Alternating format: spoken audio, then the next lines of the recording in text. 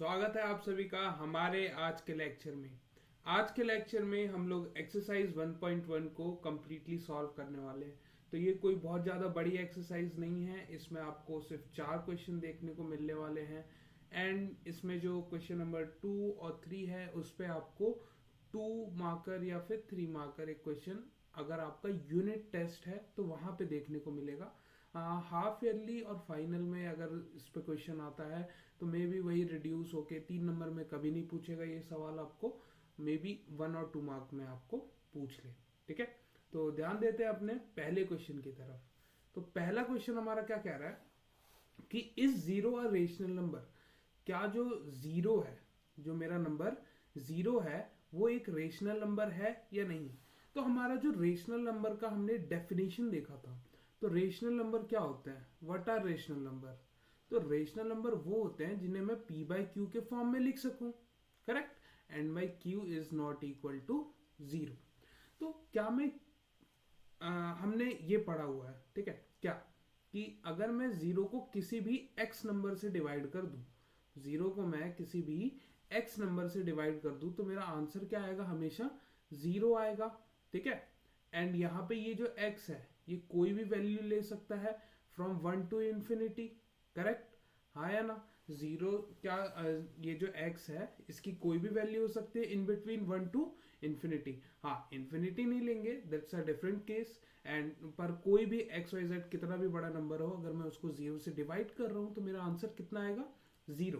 तो मैं देख क्या पा रहा हूँ कि मैं ये मेरा क्या हो जाएगा p एंड ये क्या हो जाएगा मेरा q। तो क्या मैं जीरो को p बाई क्यू के फॉर्म में रिप्रेजेंट कर पा रहा हूं, तो answer will be yes, I can represent. तो मेरा जो जीरो होगा, yes, zero is a rational number as we can represent it in the form of p by q। ठीक है, यहाँ पे एग्जाम्पल्स आप दे सकते हैं। एग्जाम्पल 0/1 हो सकता है, 0/18, 0/100। ठीक है, कोई भी एक्स वाई जेड नंबर आप लोग इसके रीजनिंग में दे सकते हैं। तो ये तो हो गया हमारा पहला क्वेश्चन। ठीक है, तो होप सो समझ आया होगा। ठीक है, रेशनल नंबर का बेसिक कंसेप्ट यही है कि भाई p बाई क्यू के फॉर्म में रिप्रेजेंट कर सकते हैं हम इसको। एंड q जो होगा वो हमारा जीरो नहीं होगा, यानी जो हमारा डिनोमिनेटर होगा वो कभी भी जीरो के इक्वल नहीं होगा। क्लियर है बात। चलिए, तो अब आते हैं हम लोग अपने सेकंड क्वेश्चन में।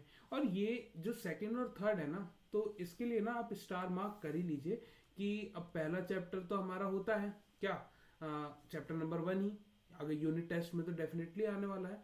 तो ये क्वेश्चन आप एक्सपेक्ट कर सकते हो कि इस पे आपको क्वेश्चन देखने को मिल रहे हो। ठीक है, तो कोई बहुत टफ क्वेश्चन नहीं है। ठीक है, आपको बेसिकली ध्यान क्या रखना है कि एक एक करके करना है। ठीक है, क्या 6 बार है ना, तो हम इस क्वेश्चन को एक एक बार में नहीं सॉल्व कर सकते हैं। We have to consider 6 steps. ठीक है, चलो, तो 6 स्टेप्स में कैसे कैसे जाना है, तो उसके लिए एक बेसिक फॉर्मूला है जो मैं यहाँ पे लिख दे रहा हूँ आप लोगों के लिए। मेरे पास सपोज करिए ए और बी दो नंबर है, ए और बी मेरे पास दो नंबर हैं। ठीक है, तो मेरे को अगर इनके बीच में एक रेशनल नंबर निकालना हो, मार्क माई वर्ड, ए और बी के बीच में एक रेशनल नंबर निकालना हो, तो व्हाट विल आई डू, मैं क्या करूंगा, मैं इन दोनों को ऐड कर दूंगा एंड डिवाइड बाई 2। ठीक है, तो मेरा जो नंबर आएगा वो ए से तो बड़ा होगा, पर जो मेरा बी से होगा वो छोटा होगा। ठीक है, तो यही कॉन्सेप्ट को हम लोग यहाँ पे इम्प्लाई करने वाले हैं। ठीक है, तो इसलिए मैंने साइड में लिख दिया इसको। ठीक है, आप लोग भी इसको नोट में कहीं करके लिख लीजिएगा। And yes, definitely it's going to be asked. ठीक है, तो सबसे पहले हमें 3 और 4 के बीच में एक नंबर निकालना है। तो rational number, rational number between, B/W का मतलब बिटवीन होता है, ज़्यादा घबराना नहीं है। एंड हाँ, ये शॉर्ट फॉर्म सिर्फ मेरे लिए है, आप लोग को एग्जाम में बिटवीन पूरा लिखना पड़ेगा, वरना अगर मैम नंबर काट लें तो फिर क्या कर सकते हैं आप। ठीक है, so be cautious with your even half marks, ठीक है। हमें अपने हाफ मार्क्स भी किसी को फ्री में नहीं देने हैं, ठीक है।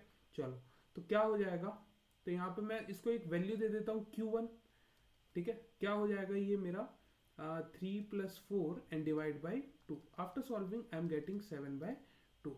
तो मैंने क्या किया, मैंने एक नंबर निकाल लिया, क्या एक नंबर निकाल लिया 3 से, जो कि वो क्या है, बड़ा है, एंड मेरा जो ये है क्या बोलते हैं 4 से छोटा है, ठीक है।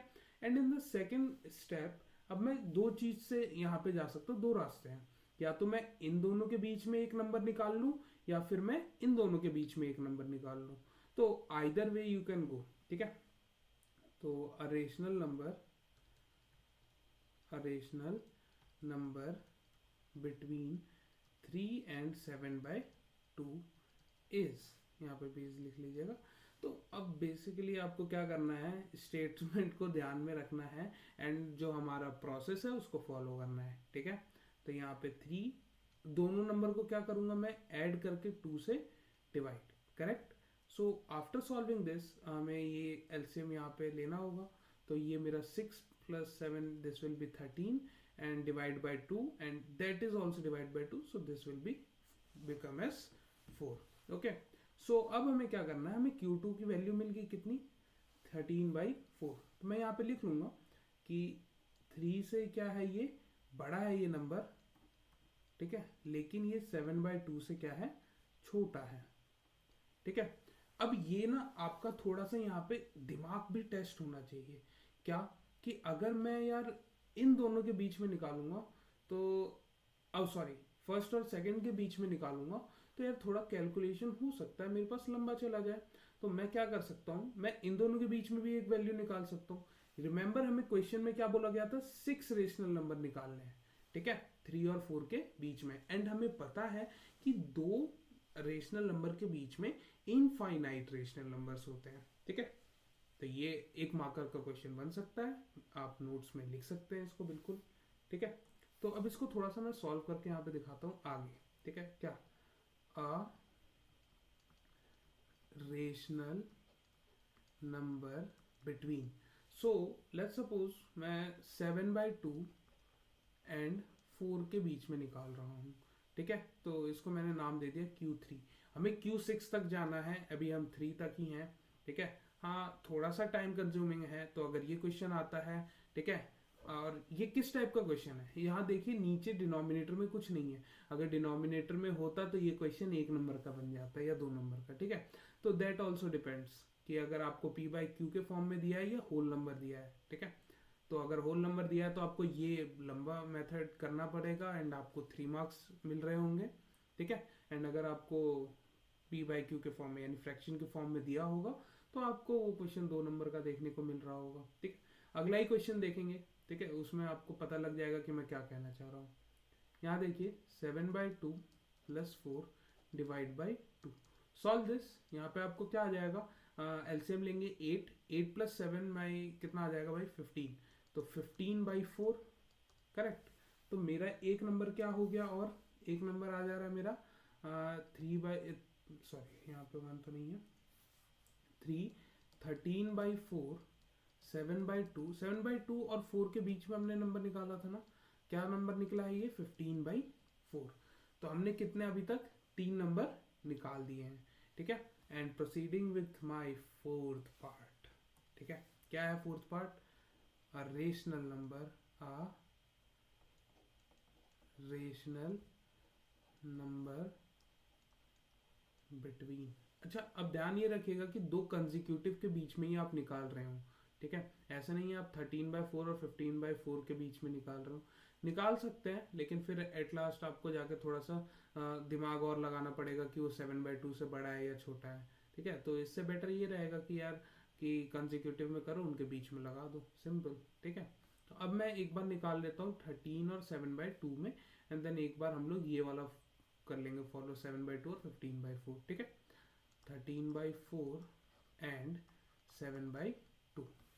तो मेरा जो आंसर निकल के आ रहा है वो कितना आ जाएगा, जरा देख के बताओ।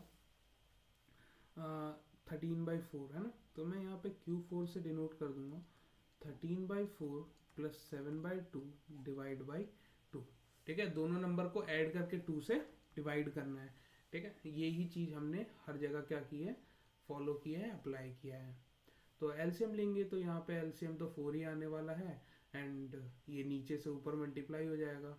ठीक है, तो वो तो बात की बात है, पहले 4 आएगा तो यहाँ पे 2 से जाएगा, तो 14 प्लस 13 मेरा आ जाएगा 27/8। ठीक है, ये जो 2 है यहाँ एलसीएम 4 से मल्टीप्लाई हो जाएगा, तो ये वैल्यू मेरे को देखने को मिलेगी। और ये किसके बीच की वैल्यू है, किसके बीच की वैल्यू है ये है हमारे 13/4 एंड 7/2 के बीच की वैल्यू। ठीक है, अब यहाँ पे हम लोग चलेंगे आगे। ठीक है, आगे हमारे पास क्या क्या देखने को मिल गया है, 3 से हमारा बड़ा क्या था, 13/4 है ना,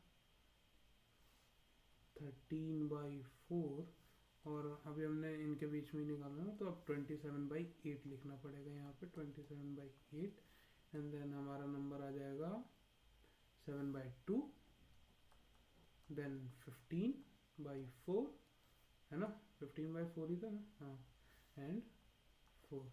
तो अभी तक हमने 1 2 3 4 वैल्यूज कैलकुलेट कर दी हैं, 2 अभी भी बच रही हैं। अगर आपको लग रहा है कि थोड़ा सा कॉम्प्लेक्स है तो आप वीडियो को थोड़ा सा स्पीड अप कर लीजिए 2x पे, एंड इसको फटाफट आप देख लीजिए, है ना, क्योंकि टाइम अब कैलकुलेशन आप आई एम श्योर मैं अभी समझा रहा हूँ आपको, तो इसलिए मेरे को थोड़ा सा एक्स्ट्रा टाइम लग रहा है, एंड जब आप खुद से कर रहे होगे तो आपको इतना टाइम नहीं लगने वाला है।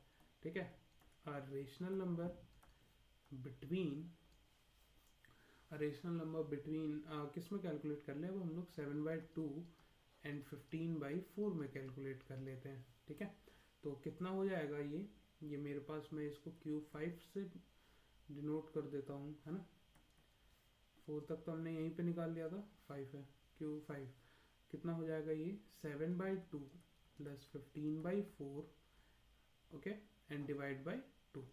तो अगेन वही एलसीएम लेना है एंड ऐड करना है, तो 29/8 आपको यहाँ पे आंसर मिलने वाला है। ठीक है, तो एक लाइन और लिखनी पड़ेगी अब हमें, 3 ग्रेटर देन 13/4, 20/7/8, 7/2, एंड अब इनके बीच में आ जाएगा 29/8 एंड 15/4 एंड 4। ठीक है, अब रेस्ट डिपेंड्स ऑन यू, आप किसके बीच में वैल्यू फाइंड करना चाह रहे हो। ठीक है, तो यहाँ पे मैं लिख लूँगा अ रेशनल नंबर बिटवीन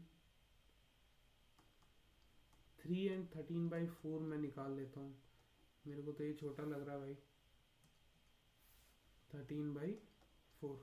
ठीक है, कैलकुलेट कर लेते हैं फटाफट, तो क्या हो जाएगा, Q6 3 plus 13/4 divide by 2, so 12 plus 25/8 ये मेरे को देखने को यहाँ पे मिल जाएगा।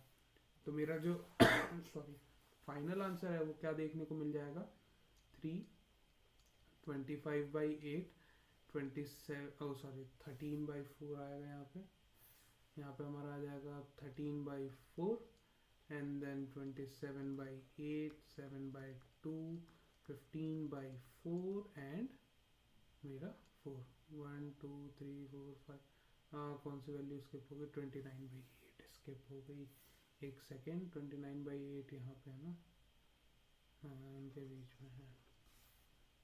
ठीक है, 27/2, 29/8, 15/4 एंड 4। ठीक है, तो दिस इज माई आंसर। ठीक है, तो ये जो वैल्यूज निकली है ना, ये जो मैं आपको डॉटेड ओवल में यहाँ पे हाईलाइट कर रहा हूँ, ये क्या है, these are the 6 rational number between 3 and 4। ठीक है, तो अगर होल नंबर आता है तो यस आपको इतना बड़ा मेथड फॉलो करना पड़ेगा। ठीक है, अगर आप नहीं करते हैं तो माइट भी आपके मार्क्स कट रहे हैं।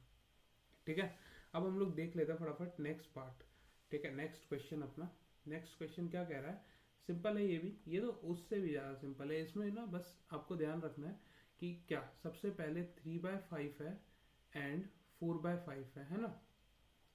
तो अब क्या करना है, सबसे पहला टास्क है, टास्क 1 यहाँ पे मैं लिख दे रहा हूँ, टास्क 1, मेक डिनोमिनेटर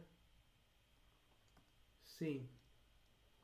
ठीक है, सेम क्या मतलब, अगर ये नीचे 5 है तो यहाँ पे भी 5 होना चाहिए। इस क्वेश्चन में एनसीईआरटी का क्वेश्चन है ऑब्वियसली, तो इसमें इजी क्वेश्चन तो मिलेंगे ही। तो नीचे दोनों जगह 5 है तो इजीली सॉल्व हो जाएगा। लेट्स सपोज यहाँ पे मेरा 5 होता है, यहाँ पे मेरा क्या है 15 होता, तो मैं इसको 3 से ऊपर नीचे मल्टीप्लाई करके पहले इसको 15 बना लेता। करेक्ट। चलो अब फिर क्या हो जाएगा, अब उसके बाद हमें क्या है, ये तो मेरा टास्क 1 हो गया। और टास्क 2 क्या है, टास्क 2 ये है कि जो भी फाइंड करना हो, जितने भी नंबर 5 बोला है ना, तो उससे एक ज़्यादा करके क्या करना है, ऊपर नीचे मल्टीप्लाई करना है न्यूमरेटर एंड डिनोमिनेटर में। ठीक है, उससे एक प्लस करके क्या करना है, न्यूमरेटर और डिनोमिनेटर में मल्टीप्लाई कर देना है। तो टास्क 1 तो मेरे को करने की यहाँ पे नीड ही नहीं है, ऑलरेडी कंप्लीटेड है। तो मैं यहाँ पे क्या कर सकता हूँ, सीधा अपना आगे टास्क 2 पे प्रोसीड कर सकता हूँ। एंड टास्क 2 क्या है मेरा, टास्क 2 ये है कि जो बोला है 5 रेशनल नंबर बोला है, तो मैं क्या कर सकता हूँ 6 से मल्टीप्लाई, 6 से ज़्यादा भी ले सकते हैं लेकिन हमें ज़रूरत नहीं पड़ेगी। तो इसकी वैल्यू कितनी आ जाएगी 18/30, एंड इसकी वैल्यू कितनी आ जाएगी मेरी 24/30।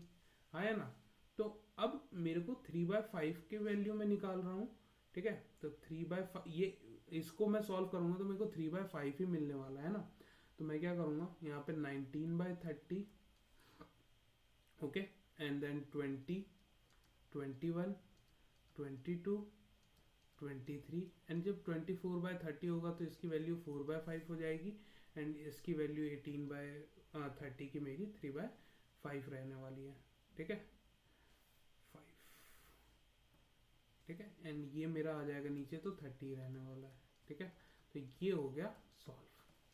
ठीक है, तो ये अब समझ गए होगे आप कि ये एक नंबर में क्यों पूछेगा, और जो पिछला क्वेश्चन हमने किया था वो 3 मार्क्स में क्यों आने वाला है। क्लियर। चलो, तो ये क्वेश्चन भी हो जाता है हमारा फिनिश। अब आते हैं हम लोग अपने नेक्स्ट पार्ट पे, एंड नेक्स्ट पार्ट में ना हमारा क्वेश्चन ट्रू और फॉल्स का, और हमें रीजनिंग के साथ इसका आंसर करना है। तो जो मेरा फर्स्ट पार्ट है वो क्या कह रहा है कि every natural number is a whole number, तो इसका आंसर हो जाएगा ट्रू। ठीक है, क्या हो जाएगा आंसर ट्रू। रीजनिंग क्या होगी कि नेचुरल नंबर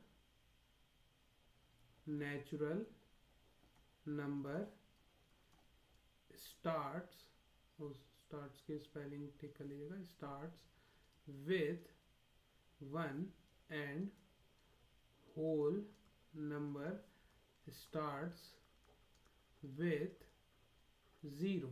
ठीक है, तो क्या हो रहा है कि अगर मैं होल नंबर को होल नंबर को मैं क्या लिख सकता हूँ, एक सेकेंड, होल नंबर को मैं क्या लिख सकता हूँ, मैं इसको 0 प्लस नेचुरल नंबर लिख सकता हूँ। ठीक है, 0 प्लस नेचुरल नंबर्स, यानी होल नंबर नेचुरल नंबर की सीरीज जो है 1 टू इन्फिनिटी, उसमें अगर मैं 0 ऐड कर दूं तो वो किसकी सीरीज बन जाएगी, वो होल नंबर की सीरीज बन जाएगी। क्लियर है। एंड सेकंड मेरा पूछता है कि every integer is a whole number, so क्या ये ट्रू है या फॉल्स। अभी हमने देखा होल नंबर क्या है 0 टू इन्फिनिटी। क्या है होल नंबर, होल नंबर है मेरे 0 टू इन्फिनिटी। ठीक है, अब 0 टू इन्फिनिटी और इंटीजर क्या है, combination of positive and negative numbers. ठीक है, तो अब पॉजिटिव एंड नेगेटिव नंबर्स, तो पॉजिटिव तो यस इट्स ट्रू दैट मेरा जो पॉजिटिव वाला है वो इंक्लूडेड होगा, पर ये भी ट्रू है कि यार नेगेटिव वाला इंक्लूड नहीं होगा होल नंबर में। ठीक है, तो यहाँ पे मैं लिखूंगा सिंस, ये फॉल्स, यहाँ पे पहले मैं लिख लूंगा फॉल्स एज नेगेटिव नंबर्स और इंटीजर्स, आप कुछ भी लिख सकते हैं, numbers are not a part of whole number. ठीक है, तो ये रीजनिंग आप दे सकते हैं। क्लियर है बातें। चलिए, तो आगे बढ़ते हैं अपने थर्ड पार्ट पे। थर्ड पार्ट क्या कह रहा है हमारा, every rational number is a whole number. तो ध्यान से समझिएगा कि रेशनल नंबर होल नंबर, क्या ये ट्रू है? नहीं। सो अगर आपको ना ये रीजनिंग के क्वेश्चन एकदम सही करना है ना, तो जो लेक्चर 1 था उसमें एक चार्ट बनवाया गया होगा आपको, तो वो ध्यान में कर लीजिएगा, ठीक है। तो ऊपर से जो नीचे आ रहे हैं ना, वो ट्रू क्या रहेगा, जैसे मेरा जो रेशनल नंबर है, रेशनल नंबर मेरा क्या हो सकता है, काफ़ी टाइप के होंगे। पी बाई क्यू है तो होल नंबर भी मेरा एक रेशनल नंबर है, इंटीजर्स भी होगा, ठीक है, फ्रैक्शंस भी एक पार्ट होंगे। तो मैं ये कह सकता हूँ कि ये जो रेशनल नंबर है ना, अगर ये बोलता कि every whole number is a rational number, that will be true. every integer is a rational number, that will be true. every fraction is a part of rational number, that will also be true. but अगर मैं इसका converse कर दूं, क्या, कि every rational number is a whole number, that will be false. every rational number is an integer, false. every rational number is a fraction, so that would be also false, ठीक है। And इसकी reasoning भी आपको वहां पे दे दी गई थी। तो एक बार अगर आप भूल रहे हैं या फिर कुछ डाउट है, तो उसको आप क्या कर सकते हैं, ध्यान से एक बार और देख सकते हैं, कोई बुराई नहीं है इसमें, ठीक है। चलिए, तो अपना थर्ड पार्ट है, इसमें हम लोग लिखेंगे नो, सॉरी पहले लिखेंगे false as rational number are represented are represented by, कैसे रिप्रेजेंट करते हैं, p by q, where q is not equal to 0 but whole numbers cannot be represented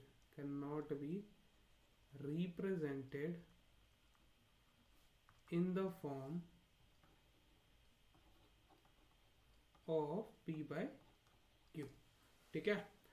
hope so अब ये हमारा लास्ट क्वेश्चन था, आपको समझ आया होगा।